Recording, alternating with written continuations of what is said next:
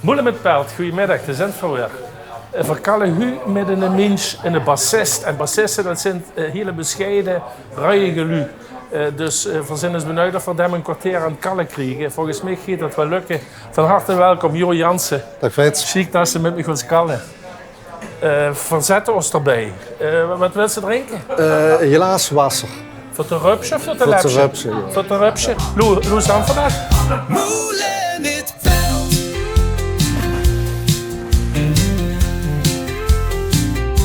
Moelen met Pelt.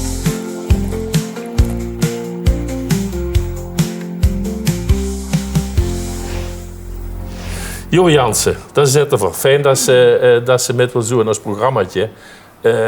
De best nog van allerhande omzwervingen woont ze alweer jaren in Parkstad, sogar in Kerkroo. Maar waar is het ooit begonnen? Waar stond die weegje? In Blarey. Blierhei? Blarey in de Ziestraat. Hardcore Kerkroo. Hardcore Kerkrade. En de Ziestraat van de Neustraat. Dus wanneer ik nu moet uitleggen waar ik geboren of wie dat dan gaat, ben ik ook mijn bed voorlorig op het Duits. Oké. Dus mijn Duits was best goed. Ja, nou ja, dat had ze naderhand dan ook nog wel met geprobeerd. Maar die jeugd daar aan de grens, dat leep zo wie gingen op straat kunnen spelen. De kolonie, ja. Frits. Opgegroeid in de kolonie. Dus wie het, Dat papa ook in de koel. bovengronds. Maar Oké. op papa was zo gelukt. Ik goed voetballen. En zo een kampioenselftal van Rapid JC. Het roemruchte Rapid JC. Dus vooral, ja. Dat was nog een hele beroemde voetballer in die familie. Wil Karver. Ja. Ja, dat was een grootheid natuurlijk. Ja. Hè. Daar had ze het talent niet van georven, begreep ik. Ik ben het zwarte schaap in de familie, Frits. Want ik zei allemaal, je hebt die jongen allemaal in de baan. Dat is een van dat je zeur af. Oké, Blierhei. Waar gaat ze naar school, Blierhei? Dat is Sint-Jozefschool. Die is afgebroken, net zoals mijn kleuterschool, die is afgebroken. Mijn middelbare school, dat was het ADC, Antonius Doktercollege. Oké. Inmiddels afgebroken, ze zijn te sporen het Westen ding. Ja. En het Boeber College, daar werkt die echtgenote. Ja, die heeft 20 jaar bij Bernardinus gewerkt en ik kreeg toen de kans om die nieuwe school en ook met nieuwe methodiek en zoiets mee op te bouwen en dat heeft hij wel gegrepen. Ja. Ja. Oké, dus de Antonius Dokter had ze al even in een keer metgenomen en dan gaat ze studeren. De best op de grens geboren, dus wat gaat ze studeren? Duits? Ik was bij Grotne wat ik moet gaan doen en ik ga het zeggen voor Duits. Ik denk van ja, dan ga ik maar Duits doen. En na 2 jaar kom ik er zo achter, ik denk, ik werd docent. Dat wil ik die kinderen niet aan doen. Dus daar ben ik gestopt en toen ben ik een compleet andere kant opgegaan. En dat was? Ik hoor, mijn allereerste baantje was ambtenaar cultuur en onderwijs van de gemeente Kerkrade. En daar ging nog alles, dat is lang geleden, begin jaren 80. Daar ging nog alles met het handje, dus toen moest ze notas met het handje schrijven. En dan ging dat naar de directe baas en dan ging dat dan naar de grote baas. En die zocht altijd wel het fout, althans iets wat hij beter vond. En dan wordt dat verbeterd, dan komt dat weer via dezelfde. Dus toen was je gewoon 3 weken verder. En dan ging het naar de typekamer uiteindelijk. En dan kwam het na 3 weken terug met 2 typfouten. Terwijl ik hem volledig geautomatiseerd. Ik had de printer en de computer, ik had allemaal. En dan wordt ze de gemeente zo van, we hadden dan niks met. Mijn leven, jong, pas over een jaar of 10 kan er aan denken. Maar ik ben wel die kant op gegaan. Ja. Dus ik heb eigenlijk altijd iets gedaan met tekst en techniek. Ja. Want de best zelfstandig geworden op een gegeven moment. Ja, zo gelijk. Maar ik heb ook regelmatig bij, ik heb 17 jaar, 15 jaar eigenlijk voor Kluwer gewerkt, 4 bedrijven in Beek en naderhand 4 bedrijven in Zutphen. Maar ik heb er 8 jaar voor alle kabels gewerkt, dat kent ze ook. Van Jan Willem onder andere. Oh, collega van Jan Willem, dat waren een leuke kantoorkamer. Maar daar had ze eigenlijk immer in de communicatie, ja, is natuurlijk een heel breed begrip, maar daar had ze eigenlijk immer in gewerkt. En nog naar elkaar, of niet? Ik stond nog een paar projecten. Ja, want je bent nog niet gepensioneerd. Nee, maar ik ben wel door hen toe het werken, zeg maar. Ja. Je probeert eraan te wennen. Te werken, ja. Ja, oké. Ja. En fulltime baan, dat zie ik me niet door. Nee. Waar de lu waar dich van kennen, is natuurlijk vooral uit de muziek. Ja. En dan een heel bekende band waar ze een heel goede rol heeft gespeeld, is Immer der Never. Maar er waren nog tig bands waar ze gespeeld. Dus zo wie de rest van de familie gek was van voetbal, was toen gek van muziek. En nog wel van bas. Nou, ja, dat bas is eigenlijk toevallig gekomen, min of meer.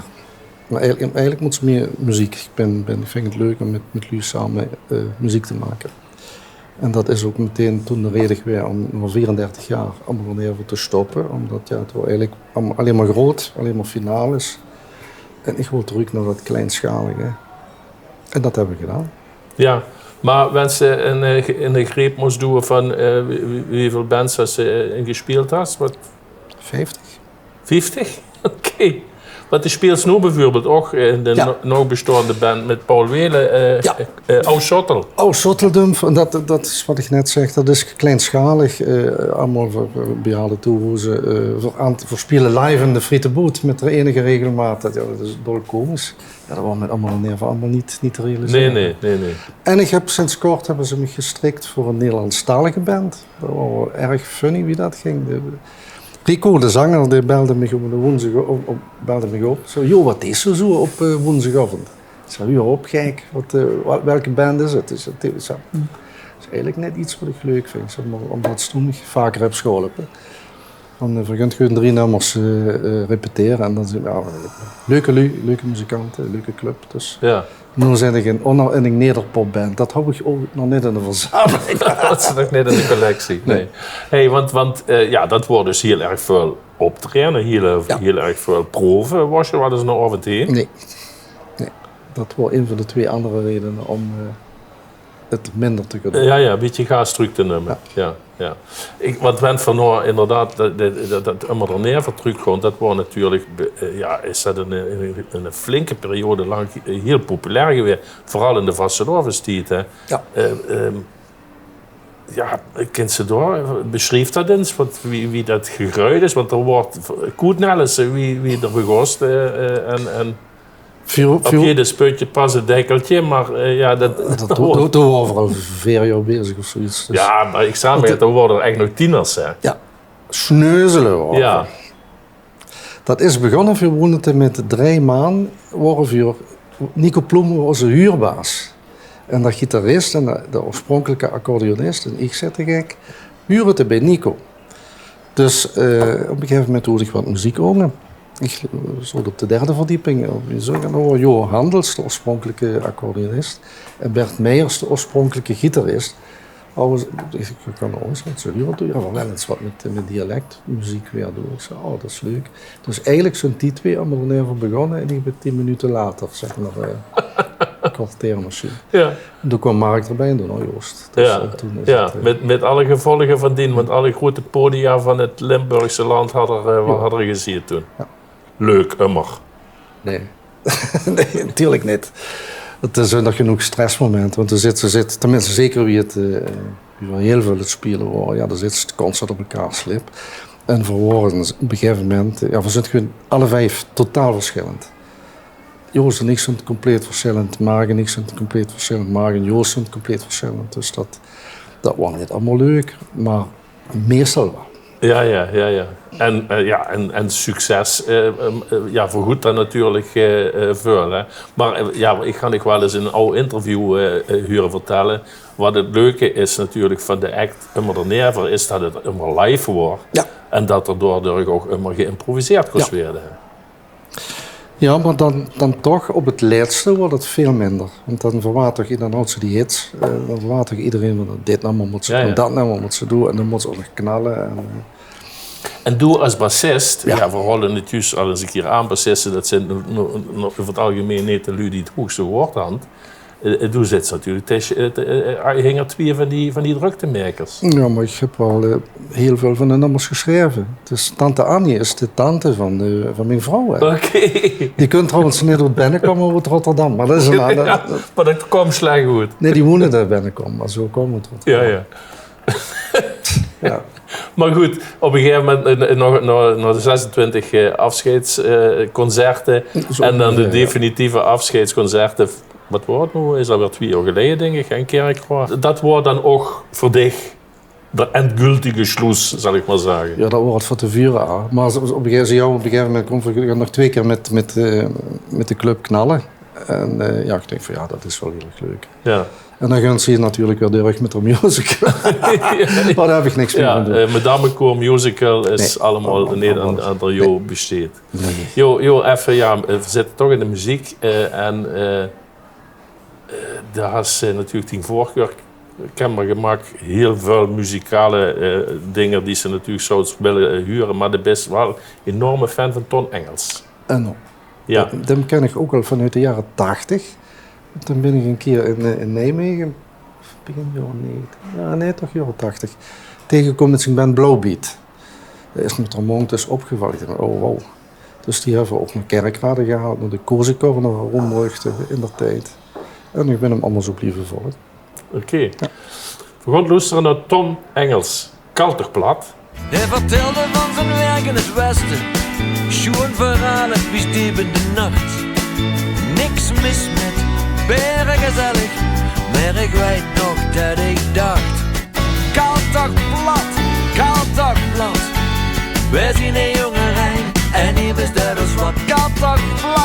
Kalterplat. Zo'n gooien hebben we nog niet gehad. Nou, dat wordt Ton Engels. Maar daar has ook met grootheden in de muziek has ze ook samengewerkt. Daar has samen met Lemmy van Motorhead has ze op één bühne gestaan. Nee, dat niet. Nee, maar wel bij hetzelfde platenlabel. Dat is mijn vrouw schuld. En ik ga toe zijn studio, of ik heb nog allemaal toe zijn studiootje. En met Robert Lozen, kent ze ook, over een hobbyprojectje en over vrij stevige muziek.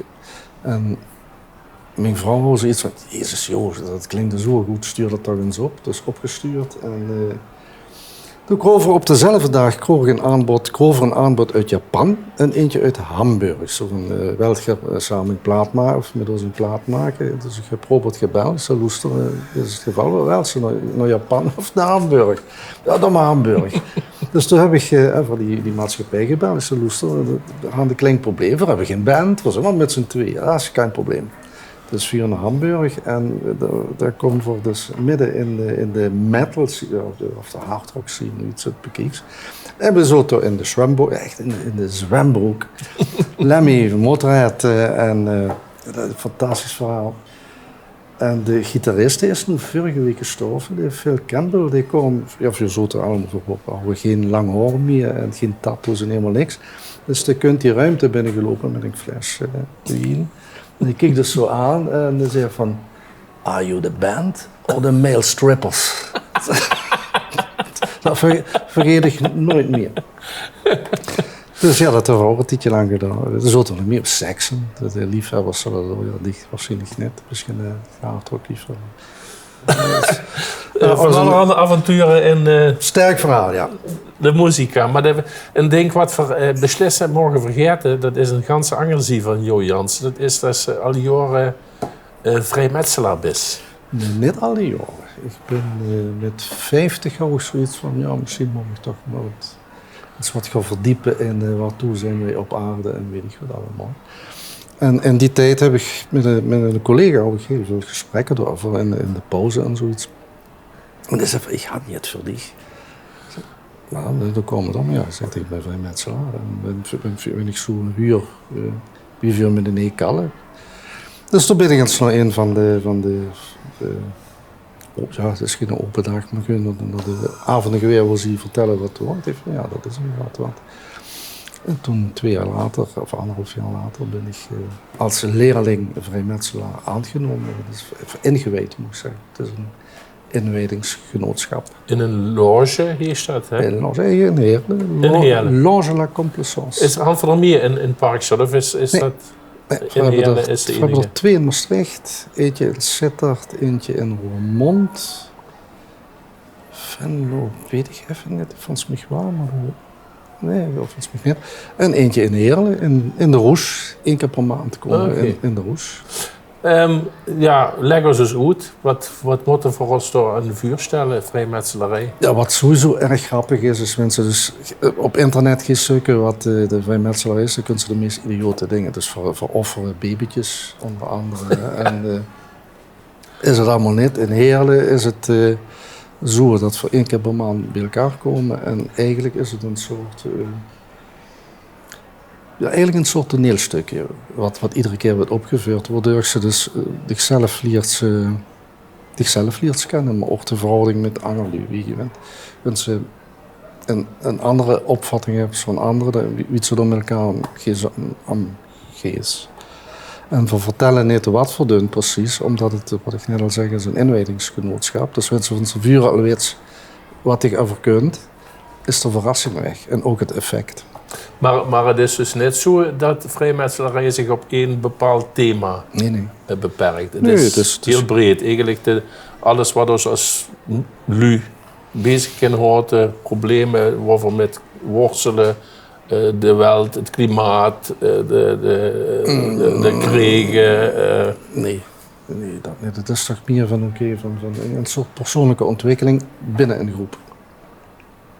En dat leidt dan tot, de best dan op een gegeven moment doorgewinterd, de best 15 jaar erbij, dus dan zit ze toch bij de meer ervaren groep. Ik heb verschillende functies. Ik heb inderdaad alle doorlopen, inclusief meester van stoel heet het dan op het Duits, de voorzitter, het meester. Dus ja.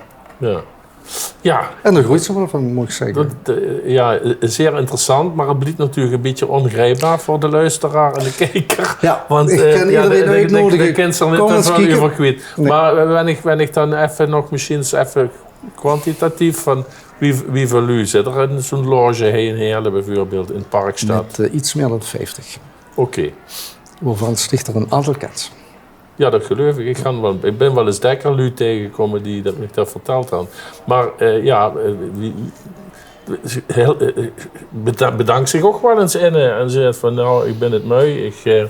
Of is er wel aanwas? Of? In de 15 jaar dat ik erbij zit, is dat maar 2 keer gebeurd. Ja, en het zijn over het algemeen wel... wat we zeggen, 1/3 is ouder dan 50, zeg maar. We hebben een paar hele jonge lieden erbij, heel leuk. Ja, en sommige jullie gaan er gewoon dood, hè.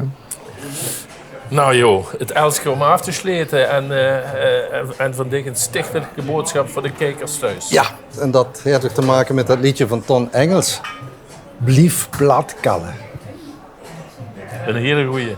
Ja. Zondag. En dank voor het moelen. Ja, 1 keer per jaar mag ik dat. Hanger hier bij Moelen met Pelt. Maar in verband met corona zat ik in die cabine, dus ik keek zo neer op de zaal. En ik zag ze alles gebeuren. Ik zag gedeputeerden weggaan, gouverneurs weggaan. Ook weer komen, afscheidsvergaderingen. Wat ik in een jaar tijd heb metgemaakt, houden we in 20 jaar nog nooit metgemaakt. Dus dat was wel heel bijzonder. Ja.